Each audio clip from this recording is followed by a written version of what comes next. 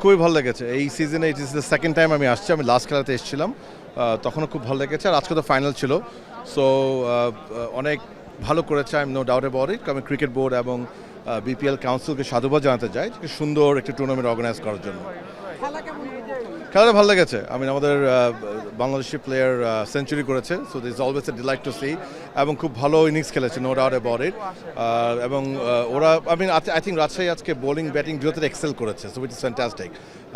ভালো, খুব ভালো লেগেছে। ভাইয়া, ক্রিকেটে তো আমরা এরকম একটা বড় ফ্ল্যাগশিপ আয়োজন দেখি, ফুটবলের ফ্ল্যাগশিপ আয়োজনটা কবে নাগাদ দেখবো? হ্যাঁ, গুড কোয়েশ্চেন। ডেফিনেটলি আমাদের ইচ্ছা আছে। এই বছর হয়তো বা আমরা নারী ফুটবলের একটা ফ্ল্যাগশিপ ইভেন্ট করার চিন্তা ভাবনা করছি। দেখা যাক ইনশাআল্লাহ, ডিস্ট্রিক্ট কিংবা ডিভিশনাল বেস।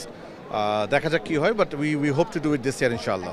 ফ্র্যাঞ্চাইজি টুর্নামেন্ট আমাদের ইচ্ছা আছে। আমি যখন ফেডারেশনে ছিলাম না তখন আমি প্রচেষ্টা করেছিলাম, বা তখন ওভারঅল পলিটিক্যাল জিওপলিটিক্যাল সিচুয়েশন করতে পারি নাই। বাট আমার মনে হয় নারী ফুটবলে একটি franchise league is very doable and আমার মনে হয় খুব ভালো হবে।